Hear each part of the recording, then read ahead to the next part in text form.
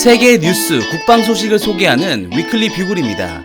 여러분의 구독과 좋아요는 컨텐츠 제작에 큰 힘이 됩니다. 오늘 준비한 소식은 한국형 EA-18G 그라울러 사업인 한국형 전자전기 개발 사업입니다. 대한민국은 북한과의 대규모 전면전이 발발할 징후를 포착할 경우 작게 501호를 발동해 북한을 선제 타격하는 전쟁 시나리오를 가지고 있습니다.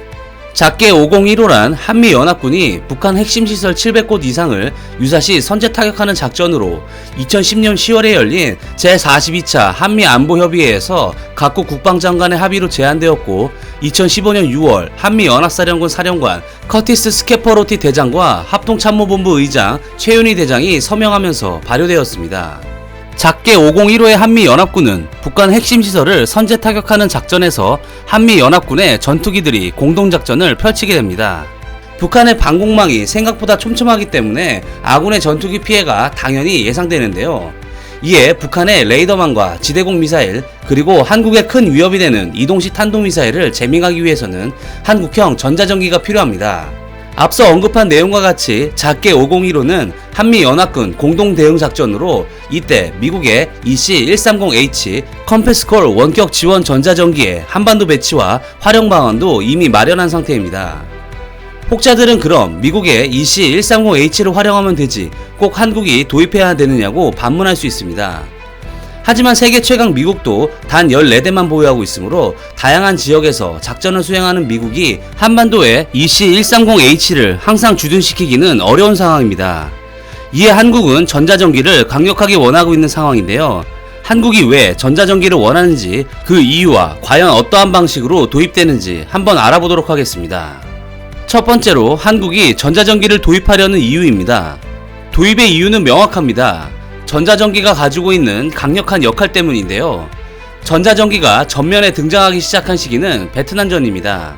당시 구소련이 제공한 SA-2 지대공 미사일에 미 해군의 전투기들이 생각보다 고전했기 때문입니다. 베트남의 대공 레이더가 깊숙한 곳에 위치하고 있어 요격마저 쉽지 않은 상황이었고 이에 미국은 EA-6B 프라울러 전자전기를 개발해 베트남전에 투입하기 시작했습니다. 프라울러의 역할은 교란 전파를 발사해 베트남군의 레이더를 먹통으로 만들고 통신 방해 전파를 발사해 적 통신 또한 교란시켰습니다. 현재 미 해군은 50년 이상 운용한 노후된 프라울러를 EA-18G 그라울러로 전량 교체하였습니다.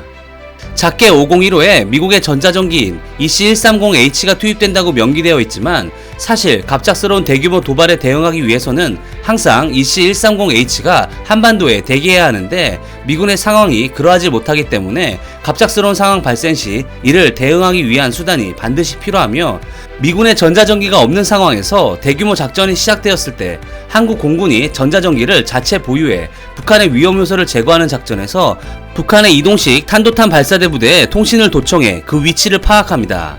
그 후에 HF, VHF, UHF 통신망을 제밍해 북한의 방공망과 위험 요소를 제거하고 공중 장악을 유리하게 이끌어 나가려는 것입니다. 또한 현 정부가 들어서면서 독자적인 작전 능력을 중시하는 국방개혁 2.0이 도입되고 한국 공군은 북한을 단독으로 타격할 수 있는 능력을 요구받게 되었습니다. 이는 올해 국방비 예산 편성만 봐도 알 수 있는데 역대 최고 금액인 50조의 국방비에서 전력 증강을 위한 방위력 개선비 16조 9,115억 중 항공기 사업이 가장 많은 6조 3,804억을 편성받았습니다. 이는 해군 함정 사업의 2배가 넘는 규모로 굵직한 항공기 사업이 있다는 이야기입니다. 두 번째로 한국형 전자전기 개발 사업입니다. 한국은 이미 2001년 국방과학연구소가 발표한 한국형 원격 지원 전자전기 사업을 진행하였습니다. 이는 1990년 걸프전에서 미 공군이 이라크의 폭격용 전투기와 공중엄호 전투기 그리고 전자전기를 하나의 편대를 구성해 이라크의 방공망을 농락했습니다. 한국도 동일한 편대를 구성하고자 F-15K의 랜턴 타겟팅 시스템을 도입해 구매하였으나 당시 미국의 EA-6B와 EF-111은 이미 생산이 종료된 기체여서 도입이 어려웠고 유럽의 토네이도 IDS 전자전기를 도입하려 하였지만 한국군이 보유한 미군 기체들과 이종 기체이고 금액 또한 비싸기 때문에 도입을 포기하였습니다. 이에 국방부는 한국형 전자전기를 독자 개발하는 쪽으로 방향을 잡았는데요. 방위사업청은 지난해 국방기술 품질원을 통해 선행 연구를 진행한 데 이어 올해 사업 추진 전략을 결정할 것으로 알려져 있습니다. 업계 관계자에 따르면 현재 전자전기 도입 사업은 선행연구 권고에 따라 국내 개발이 거의 확정되었다고 언급했습니다. 사실 한국은 전자전기 관련 기술들을 하나둘씩 축적해 놓은 상태입니다. 국방과학연구소는 ALQ200K 전자전포드 개발을 통해 다양한 재민 기술을 확보하였고, ARD300K 전자정보 수집 포드, 그리고 백두이 정찰기 사업을 통해 적의 레이더와 전술 통신망 도청 기술을 확보하였습니다.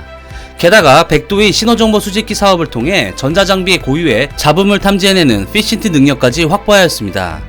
또한 육군의 요구에 HF, VHF, UHF 대역의 통신 도청 및 통신망 재밍 능력을 갖춘 무인기 개발을 하고 있습니다.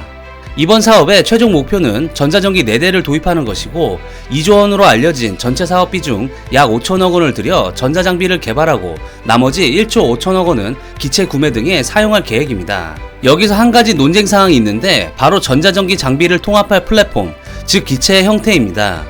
비즈니스 제트기와 대형 수송기 두 가지가 거론되고 있는데요. 공군과 국방과학연구소가 입장 차이를 보이고 있는 것입니다. 이 중 공군은 속도가 빠른 비즈니스 제트기를 선호하고 있는 반면, 국방과학연구소는 C130처럼 넓은 공간을 갖춰 장비 통합과 확장이 수월한 수송기를 선호하고 있는 것으로 알려져 있습니다. 결정은 조금 지켜봐야 알겠지만, 미국의 경우 노덴 EC130H의 주요 장비를 해체해 G550 비즈니스 제트기 기반의 EC37B의 이전 설치를 추진하고 있습니다.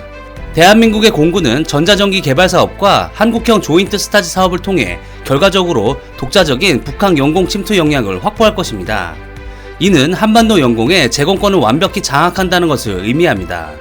이번 전자전기 도입 사업에 기대하는 바가 큰 이유이기도 합니다. 이상 위클리 비굴이었습니다. 시청해주셔서 감사합니다.